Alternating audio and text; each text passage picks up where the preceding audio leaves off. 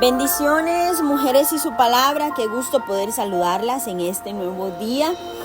Dios es tan maravilloso y Dios es tan bueno que nos permite leer su palabra y no solo leerla, sino aplicarla en cada una de las áreas de nuestra vida. Vamos a orar para que el Señor nos hable y Él tome el control de este tiempo tan glorioso. Padre Celestial, te damos gracias, Señor, por un día más que nos regalas, de poder leer tu palabra, de poder escudriñarla, de poder, Señor, abrir nuestro corazón para que ella nos penetre, nos limpie, nos sacie, Señor, y nos inunde más de ti. Te pedimos que tomes el control de este tiempo. Yo te pido que tomes el control de cada mujer que en este momento pueda estar cansada, abatida, desesperada o angustiada, Señor, para que tú la llenes de tu amor, de tu consuelo, de tu fortaleza, que a través de la lectura de la palabra ella pueda sentir, Señor, que no estás sola, que tú estás con ella a su lado en todo momento. En el nombre de Jesús, amén y amén. Bueno, hoy vamos a leer el capítulo 19, capítulo 20 y capítulo 21. Ya nos vamos acercando al final del libro de Segunda de Reyes para comenzar un libro. Son dos libros que son las Crónicas, donde vamos a conocer un poco más, vamos a entrar un poco más en la historia de Israel. Vamos a ver cómo Dios nos sigue también hablando. Pero vamos a comenzar, no nos adelantemos y comencemos con el capítulo 19. Cuando el rey Ezequías lo oyó, rasgó sus vestidos y se cubrió de cilicio y entró en la casa de Jehová y envió a Eliaquim, mayordomo, a Sebna, escriba, y a los ancianos de los sacerdotes cubiertos de cilicio, al profeta Isaías, hijo de Amós, para que le dijesen: así ha dicho Ezequías, este es día de angustia, de represión y de blasfemia, porque los hijos están a punto de nacer y la que da a luz no tiene fuerzas. Quizá oirá Jehová tu Dios todas las palabras de Rabsacés, a quien el rey de los asirios, su señor, ha enviado para blasfemar al Dios viviente y para vituperar con palabras las cuales Jehová tu Dios ha oído. Por tanto, eleva oración por el remanente que aún queda. Vinieron pues los siervos del rey Ezequías a Isaías, e Isaías le respondió: así diréis a vuestro señor, así ha dicho Jehová, no temas por las palabras que has oído, con las cuales me han blasfemado los siervos de Israel de Asiria. He aquí pondré yo en él un espíritu, y oirá rumor, y volverá a su tierra, y haré que en su tierra caiga a espada. Y regresando el Rabsacés halló al rey de Asiria combatiendo contra Libna, porque oyó que había ido de Laquis, y oyó decir que Tir-Aca, rey de Etiopía, había salido para hacerle guerra. Entonces volvió él y envió embajadores a Ezequías diciendo: así diréis a Ezequías, rey de Judá, no te engañe tu Dios en quien tú confías, para decir: Jerusalén no será entregada a mano del rey de Asiria. He aquí tú has oído lo que han hecho los reyes de Asiria a todas las tierras, destruyéndolas. ¿Y escaparás tú? ¿Acaso libraron sus dioses a las naciones que mis padres destruyeron? Esto es Gozán, Harán, Resef y los hijos de Edén que estaban en Telasar. ¿Dónde está el rey de Amat, el rey de Arfat y el rey de la ciudad de Sarfavaim, de Ena y de Iba? Y tomó Ezequías las cartas de mano de los embajadores, y después que las hubo leído, subió a la casa de Jehová y las extendió Ezequías delante de Jehová. Y oró Ezequías delante de Jehová diciendo: Jehová, Dios de Israel, que moras entre los querubines, solo tú eres Dios de todos los reinos de la tierra. Tú hiciste el cielo y la tierra. Inclina, oh Jehová, tu oído y oye. Abre, oh Jehová, tus ojos y mira, y oye las palabras de Sennacherib, que ha enviado a blasfemar al Dios viviente. ¿Es verdad, oh Jehová, que los reyes de Asiria han destruido las naciones y sus tierras, y que echaron al fuego a sus dioses, por cuanto ellos no eran dioses, sino obra de manos de hombres, madera o piedra, y por eso los destruyeron? Ahora pues, oh Jehová, Dios nuestro, sálvanos, te ruego de tu mano, para que sepan todos los reinos de la tierra que solo tú, Jehová, eres Dios. Entonces Isaías, hijo de Amós, envió a decir a Ezequías: así ha dicho Jehová, Dios de Israel, lo que me enviaste acerca de Sennacherib, rey de Asiria, he oído. Esta es la palabra que Jehová ha pronunciado acerca de él. La Virgen, hija de Sión, te menosprecia, te encarnece detrás de ti y mueve su cabeza, la hija de Jerusalén. ¿A quién has vituperado y blasfemado? ¿Y contra quién has alzado la voz y levantado en alto tus ojos? Contra el Santo de Israel. Por mano de tus mensajeros has vituperado a Jehová y has dicho: con la multitud de mis carros has subido a las alturas de los montes, a los más inaccesibles del Líbano. Cortaré sus altos cedros, sus cipreses más escogidos. Me alojaré en sus más remotos lugares, en el bosque de sus feraces campos. Yo he cavado y bebido las aguas extrañas. He sacado con las plantas de mis pies todos los ríos de Egipto.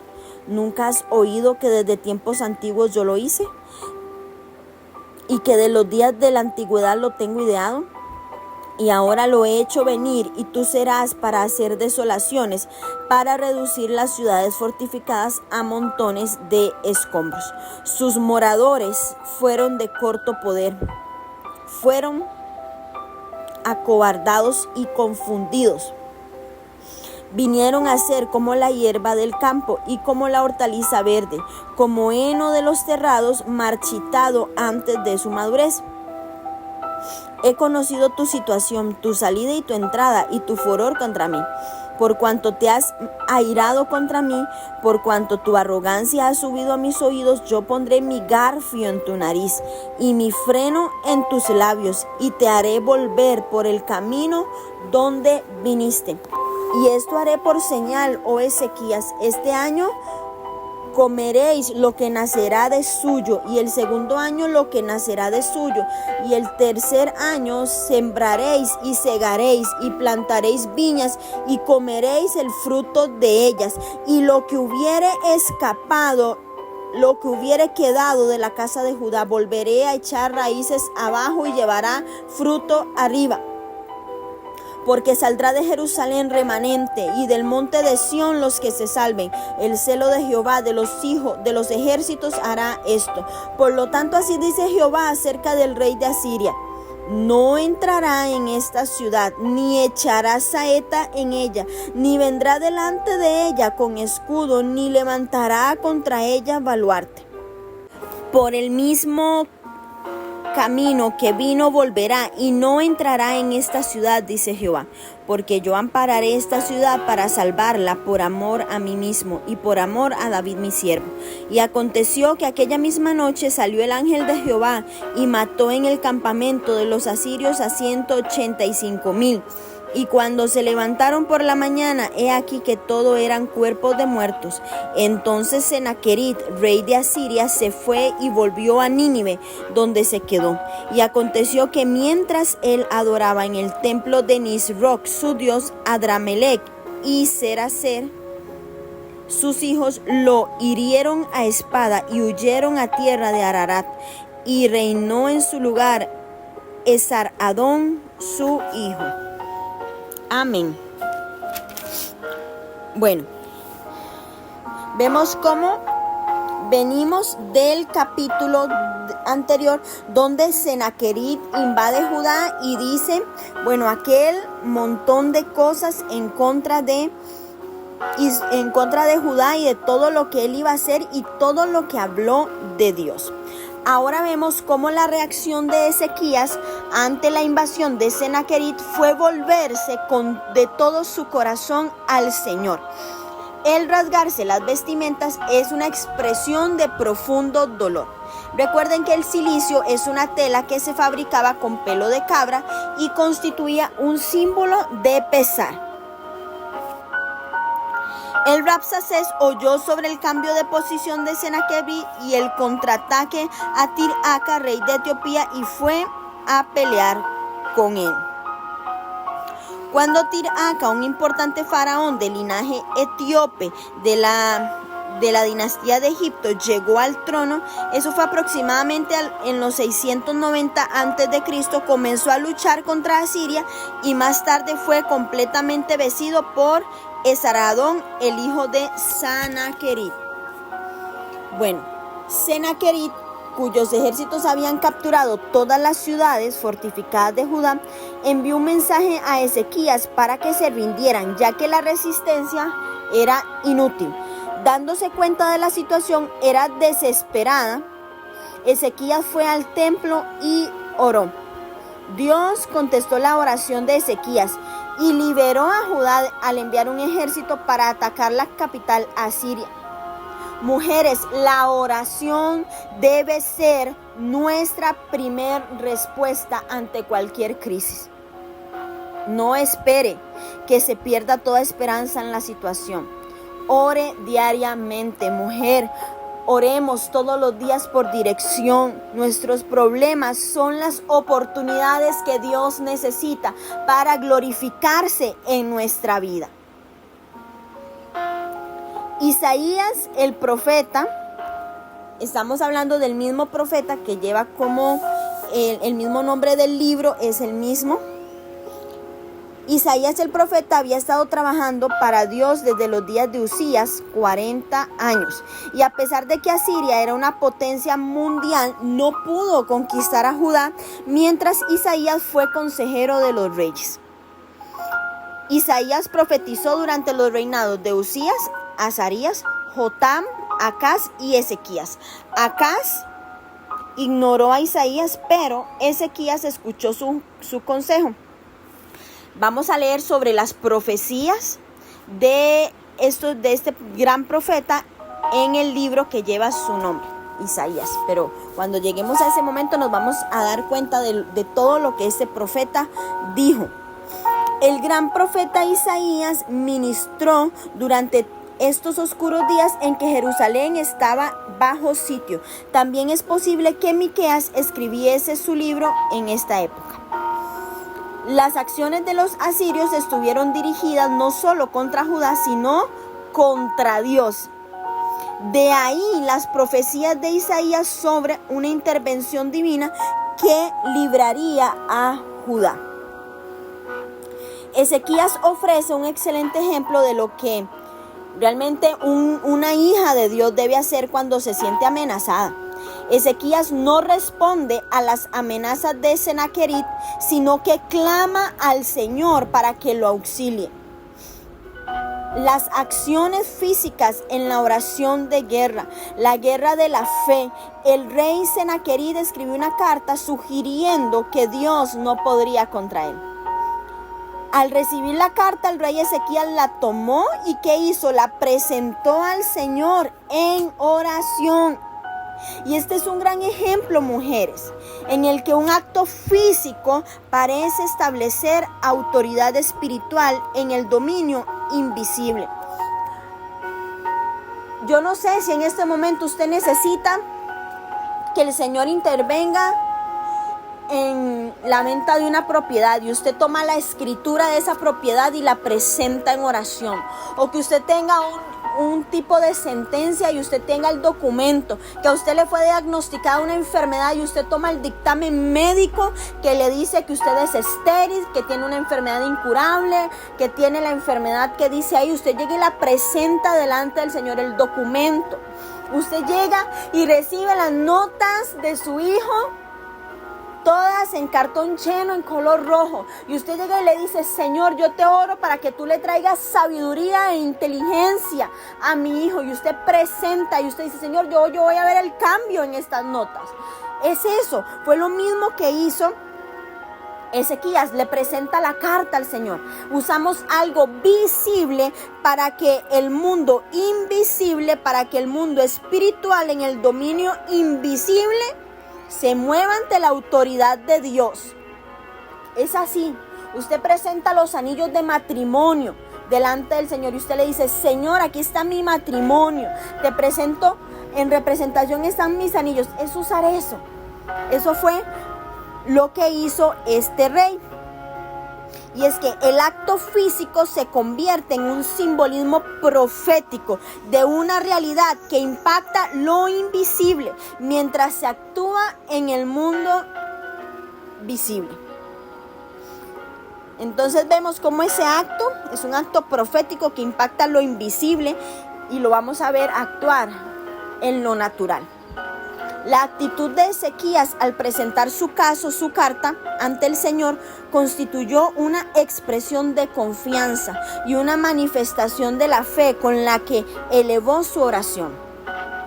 El rey estaba convencido de que Dios escucharía su oración y que el Señor enviaría un ángel esa noche. Y el ángel llegó y destruyó a 185,000 soldados enemigos. Otros actos físicos de personas registrados en la escritura incluyen, la alabanza vocal, los gritos, el levantar las manos, el inclinar la cabeza, el saltar, el danzar, los lamentos en la oración, el temblor, el sacudirse, el lloro intenso. Y muchas ocasiones en las cuales la gente se postra. ¿Qué es esto? Esto es fe.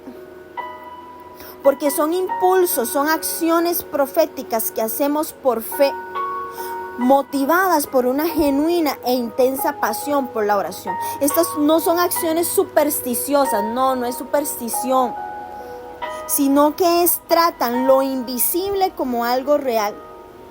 Mujer, y así ganamos muchas victorias. No es magia, no es brujería, no es nada de eso. Es fe. Son impulsos de fe, son actos proféticos los que hacemos para conmover el mundo espiritual. Eran famosos por su crueldad a quienes se le oponían. Los asirios eran así. Los asirios intentaron hacer quedar a Ezequías como un necio total por haber rehusado negociar la rendición de Jerusalén.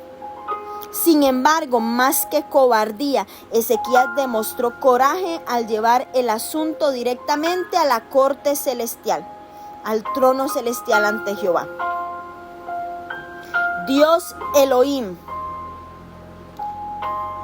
Dios en su plenitud. Vemos cómo se menciona muchas veces dioses en minúscula, porque representan los dioses de las naciones idólatras. La palabra Elohim aparece más de 2500 veces en el Antiguo Testamento. La mayoría de las veces que se usa Elohim se refiere al Dios creador, pero en ocasiones designa a los ídolos o dioses paganos. Elohim, el cual es una forma plural en hebreo, revela que Dios tiene más de una parte en su ser. Esas partes distintivas se llaman Padre, Hijo y Espíritu Santo. Sin embargo, tenemos un solo Dios. No 3 dioses, sino un solo Dios. Algo más que quiero rescatar de este capítulo, de este versículo 15, es que a pesar de que Ezequías fue valiente ante Dios, no lo tomó a la ligera ni se acercó a él imprudentemente. No se acerca, por el contrario, reconoce la soberanía de Dios y la total dependencia de Judá en él. Y la oración de Ezequías nos proporciona un buen modelo y no debemos temer acercarnos a Dios con nuestras oraciones, sino que debemos ir a Él con respeto y creyendo en que Él puede hacer algo glorioso y poderoso en nuestra vida. También otro dato que se menciona en este versículo son los querubines. Recordemos que los querubines son ángeles poderosos también. Los ángeles tienen una jerarquía. Y podríamos ampliar esto muchísimo y podríamos hablar muchísimo más. Pero yo sé que vamos a tener la oportunidad de ampliar esto un poco más. pero tenemos 3 jerarquías. La primera jerarquía son los serafines, querubines, tronos. Estos son los de mayor jerarquía y sirven como encargados del trono de Dios. Se dice que rodean el trono de Dios, regulando el movimiento de los cielos. Se le representa con 3 pares de alas, con ojos, y con ellas se cubren el rostro, el cuerpo, para protegerse del intenso resplandor. También son mencionados en Isaías 6 del 1 al 7.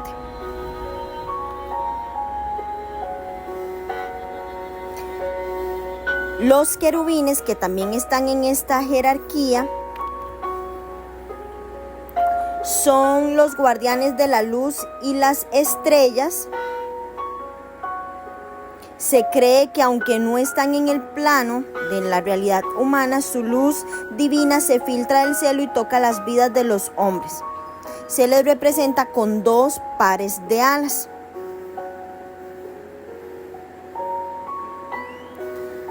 Los querubines son mencionados en Génesis 3:24, en Ezequiel 10 del 17 al 20 y en Primera de Reyes 6 del 23 al 28. Ok, ahora vamos a la segunda jerarquía, que son las potestades, los dominios también están dentro de este grupo. Y estos son los que tienen la tarea de regular los deberes de ángeles inferiores, reciben órdenes de los serafines. Los querubines de Dios son responsables de asegurarse de que el universo se mantenga en orden. Son las potestades, son seres angelicales encargados de salvaguardar la conciencia, la historia. Los ángeles de la muerte y nacimiento se encuentran en esta categoría. También su deber es supervisar la distribución de poderes entre los hermanos. La tercera jerarquía son los principados, los arcángeles y los ángeles. Son la tercera categoría y son los que trabajan como mensajeros divinos. Los principados son los guardianes de las naciones, de los países, supervisan aquellos eventos que afectan a las naciones, incluyendo la política, temas militares y comercio. Tenemos a los arcángeles, que también atienden las áreas de los esfuerzos humanos. Son los líderes administrativos de los seres celestiales. Un arcángel recibe usualmente una tarea de importancia para la humanidad. En la Biblia se mencionan a los 3, a Miguel, Rafael y Gabriel. Otros son los ángeles, que los ángeles son el orden más inferior en la jerarquía angelical y son los más conocidos por nosotros los seres humanos. Son los que están más relacionados con los asuntos humanos. Dentro de la categoría de los ángeles hay muchos con muchos tipos de funciones. Son los que son enviados como mensajeros ante nosotros. Entonces vemos cómo hay un orden en esto también.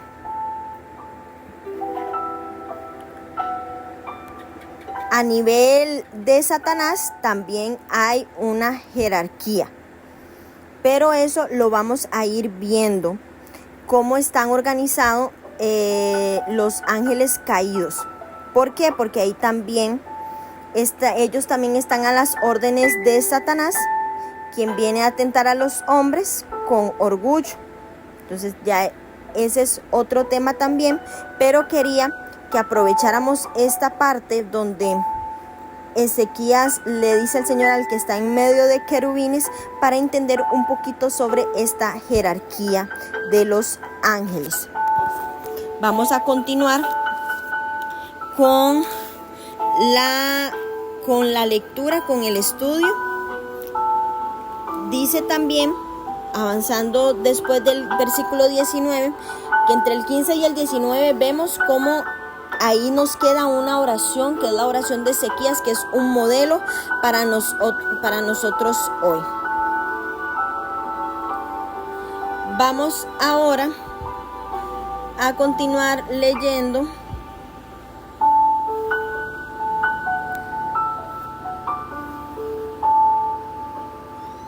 cómo Dios le contesta las palabras, estas palabras que fueron burlonas de Sennacherib, y cómo lo enjuicia por su arrogancia.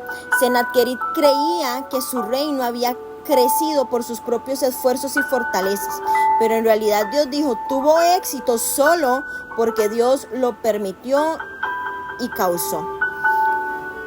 Y mujeres, es arrogante que nosotras pensemos que cada una de nosotras es responsable por nuestros propios logros.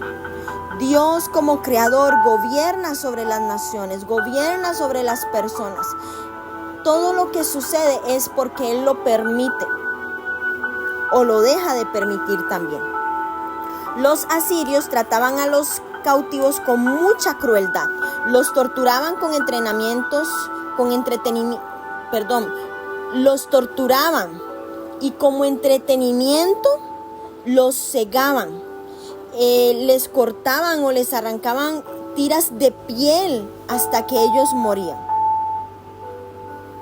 Si deseaban que un cautivo fuera un esclavo, ponían una argolla en su nariz.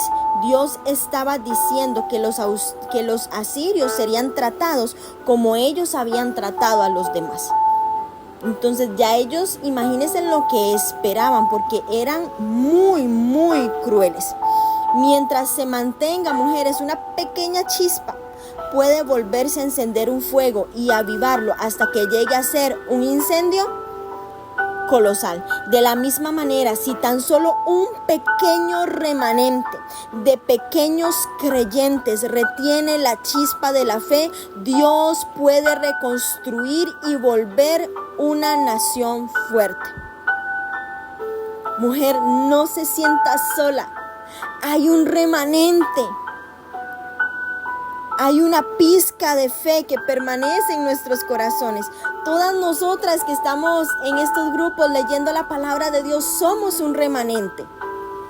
Y yo sé que Dios nos va a utilizar a cada una de nosotras con una fe abrasadora para encender el corazón, la chispa de la fe en muchas otras mujeres, para reavivar el fuego abrasador del compromiso, de la consagración, de la santidad, empezando por nuestras propias casas.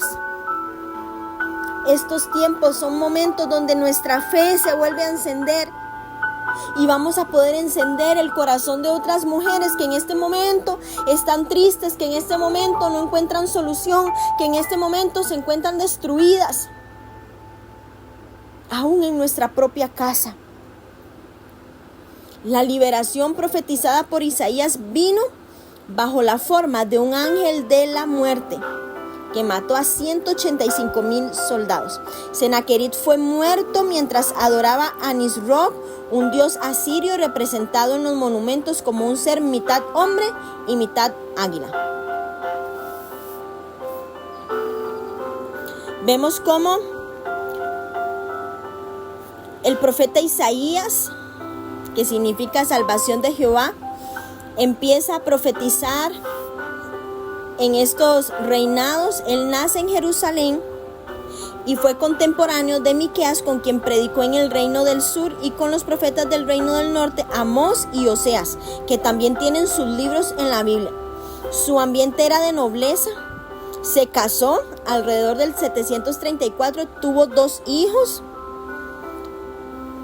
Su ministerio público empezó en el año que murió el rey Usías y continuó durante el reinado de Jotán, Acaz y Ezequías.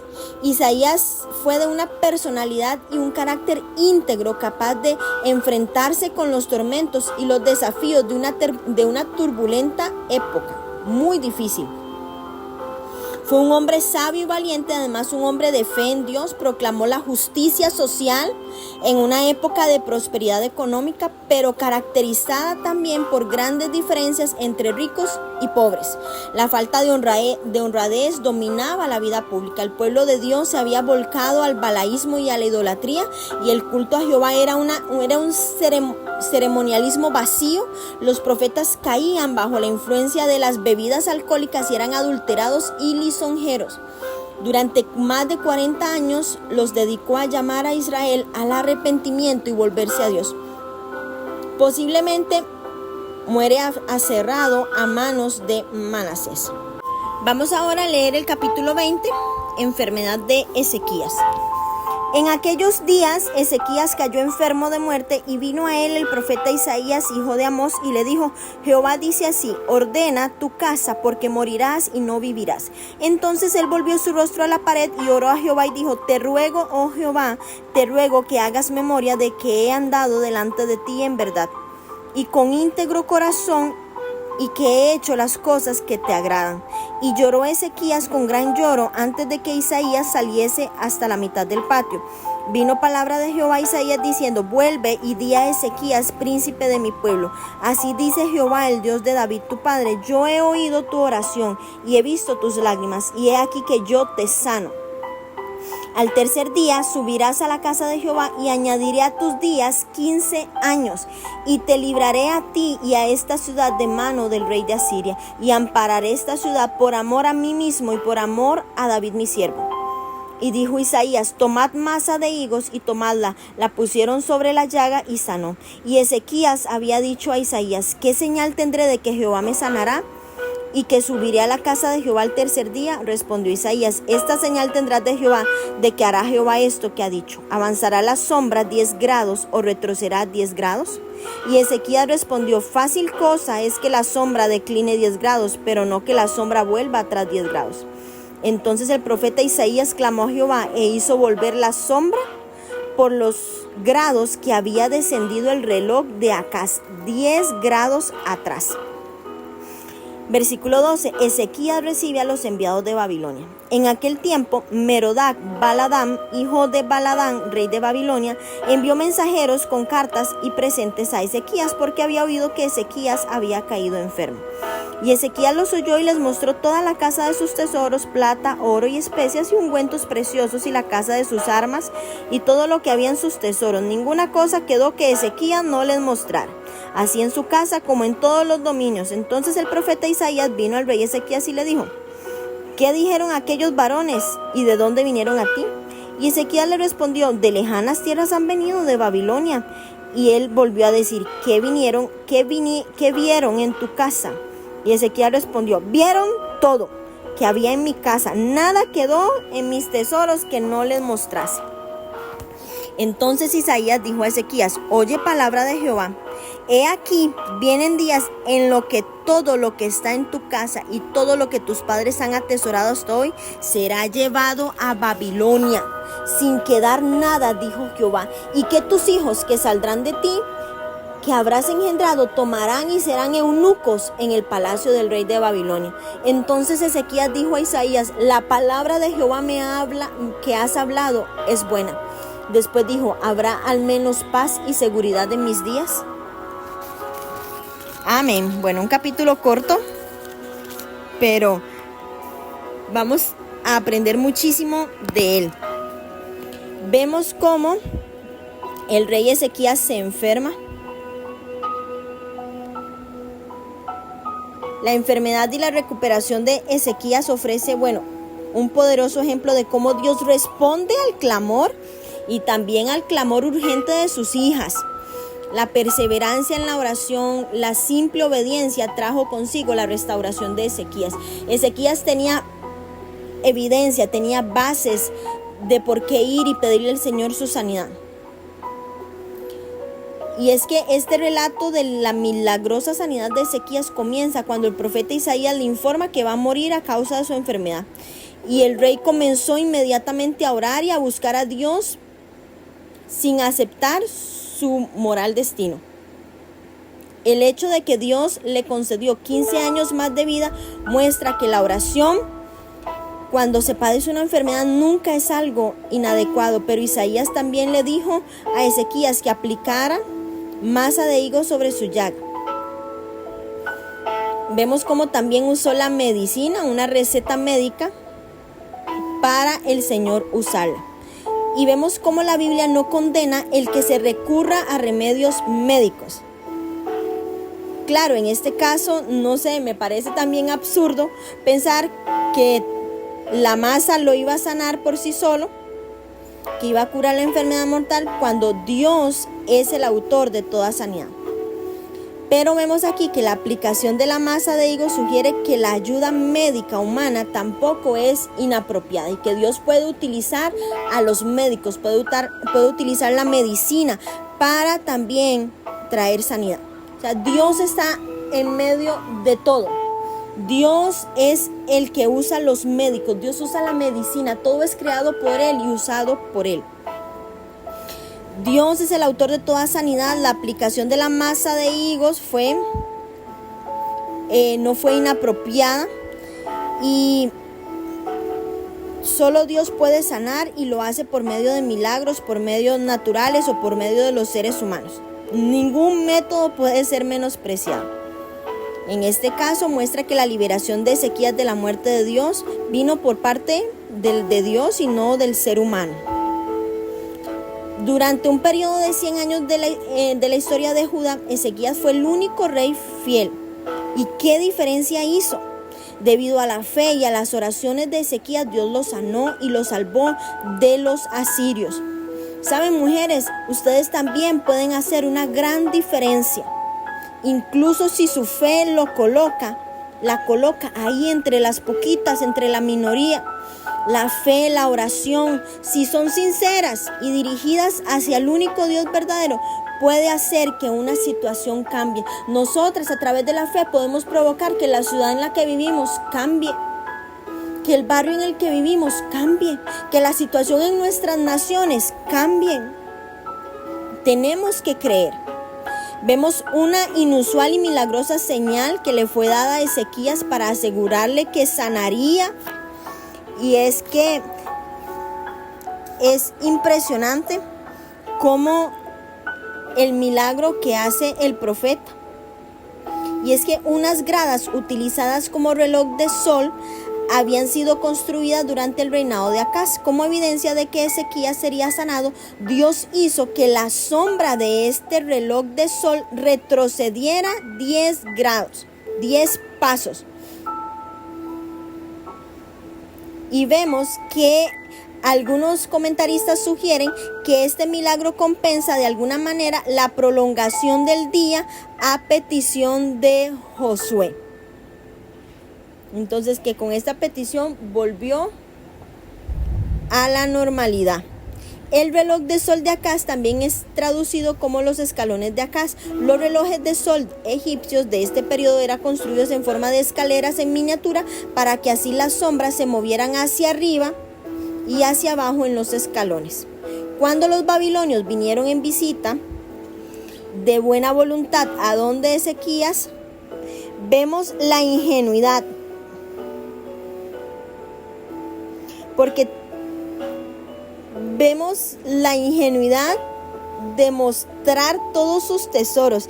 Y es que tras permitir que el orgullo opacara su juicio, Ezequías le mostró a este dignatario pagano todo lo que luego se llevaría. Todo lo que se iban a llevar a Babilonia. Y es que cuando los babilonios llegan, ellos van a llevarse todo lo que se encuentran en la ciudad. Esto hizo que Isaías profetizara la próxima cautividad de Judá en manos de los babilonios. La escritura no encubre ninguna falla, ni siquiera la de los campeones de la fe. Ezequías fue como su ancestro David, tanto en su celo por la adoración exclusiva a Yahvé, como en su claudicación ante el engaño del orgullo. Él estaba orgulloso de lo que tenía, de lo que se había hecho, y entonces él no tiene cuidado y le muestra todo. Mujeres, tengamos cuidado. ¿A quién le mostramos nuestras pertenencias? ¿A quién le mostramos nuestros pensamientos? ¿A quién le mostramos nuestros sueños? Tengamos cuidado de a quién dejamos entrar a nuestras casas y le mostramos la intimidad. Vea que en este caso, el orgullo de mostrar todo lo que tenía, lo bien que vivía, todo lo que poseía, lo único que hizo este rey Ezequías fue mostrarle al enemigo lo que se iba a llevar después. Tengamos cuidado. Ezequías había sido un rey bueno y fiel, pero cuando Isaías le preguntó qué les había enseñado a los embajadores de Babilonia, él les dice orgulloso: vieron todo lo que había en mi casa. Y en el relato del hecho, en Segunda de Crónicas 32, del 24 al 31, parece ser que la prosperidad, el éxito y la salvación de la enfermedad lo hicieron soberbio. En lugar de haberle dado la gloria a Dios por todas sus bendiciones, trató de impresionar a los extranjeros. Cuando Dios nos ayuda, mujeres, no debemos utilizar nuestras bendiciones para impresionar a nadie. Un testimonio de victoria puede degenerar rápidamente en vanidad y en nuestra propia alabanza. Tengamos cuidado. Tengamos muchísimo cuidado. Babilonia era una ciudad que se había rebelado en contra del imperio asirio y fue destruida por Senaquerib. Esta historia probablemente ocurrió muy poco antes de esta fecha, del 689 a.C., cuando Senaquerib murió. En el 681 a.C., su hijo Esar-Adón neciamente reconstruyó la ciudad de Babilonia. Asiria, cuyos gobernantes en este tiempo estaban debilitados, permitió que Babilonia se fortaleciera. Mientras que el ejército asirio marchaba para conquistar y oprimir tierras ajenas, la ciudad de Babilonia crecía y se convertía en una pequeña nación. Después de varios años, Babilonia se había fortalecido lo suficiente como para rebelarse una vez más.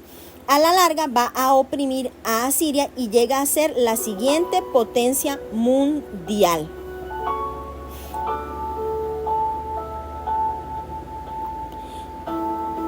Ezequías estaba diciendo que era bueno que estos terribles sucesos predichos por Isaías no sucedieran durante su vida. Y me parece muy egoísta de parte del rey y muy carente de visión, y definitivamente muestra su soberbia, porque sin embargo sabía que su nación sería castigada por sus pecados, y él pudo haber estado reconociendo y agradeciendo a Dios por decidir no destruir a Judá durante su vida. Pero también es muy injusto, mujeres, que no nos preocupemos por lo que le va a pasar a nuestra siguiente generación, que ellos reciban la consecuencia de nuestros pecados, y tenemos que ser diligentes en eso.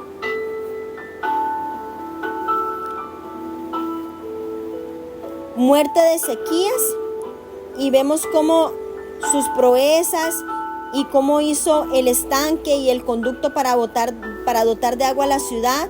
Todo eso quedó escrito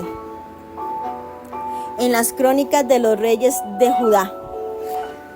Vemos cómo el conducto fue construido a través de una roca sólida. Uno de los dos grupos que participó en la obra inició la perforación en el estanque de Siloé, mientras el otro lo hizo en el manantial de Gihón. El túnel constituyó una notable obra de ingeniería y puede verse todavía en Israel moderno.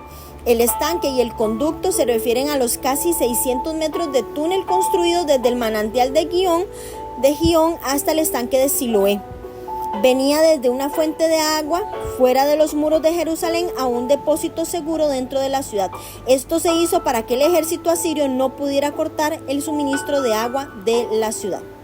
Ezequías durmió con sus padres y en su lugar reinó su hijo Manasés. Vamos a leer ahora el capítulo 21, que tiene como título Reinado de Manasés. De 12 años era Manasés cuando comenzó a reinar, y reinó en Jerusalén 55 años.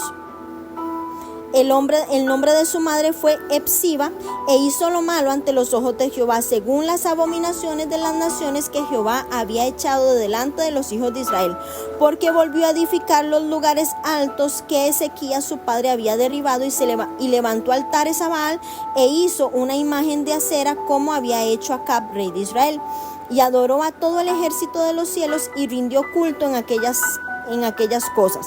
Asimismo edificó altares en las casas de Jehová, de la cual Jehová había dicho: yo pondré mi nombre en Jerusalén, y edificó altares para todo el ejército de los hijos en los dos atrios de la casa de Jehová, y pasó a su hijo por fuego, y se dio a observar los tiempos, y fue agorero, e instituyó a encantadores y adivinos, multiplicando así el hacer lo malo ante los ojos de Jehová para provocarlo a ira. Y puso una imagen de acera en el que había hecho en la casa de la cual Jehová había dicho a David y a Salomón su hijo: yo pondré mi nombre para siempre en esta casa y en Jerusalén, la cual escogí de todas las tribus de Israel, y no volveré a hacer que el pie de Israel sea movido de la tierra que di a sus padres, con tal que guarden y hagan conforme a todas las cosas que yo les he mandado, y conforme a toda la ley que mi siervo Moisés les mandó. Mas ellos no escucharon, y Manasés los indujo a que hiciesen más mal que las naciones que Jehová destruyó delante de los hijos de Israel. Habló pues Jehová por medio de sus siervos los profetas, diciendo: por cuanto Manasés, rey de Judá, ha hecho estas abominaciones, y ha hecho más mal que todo lo que hicieren los amorreos que fueron antes de él, y también ha hecho pecar a Judá con sus ídolos, por tanto así ha dicho Jehová, el Dios de Israel: he aquí yo traigo tal mal sobre Jerusalén y sobre Judá, que el que lo oyere le retiñirán ambos oídos, y extenderé sobre Jerusalén el cordel de Samaria y la plomada de la casa de Acab, y limpiaré a Jerusalén como se limpia un plato que se friega y se vuelve boca abajo. Y desampararé el resto de mi heredad, y lo entregaré a manos de sus enemigos, y serán para presa y despojo de todos sus adversarios, por cuanto han hecho lo malo ante mis ojos, y me han provocado a ira desde el día que sus padres salieron de Egipto hasta hoy.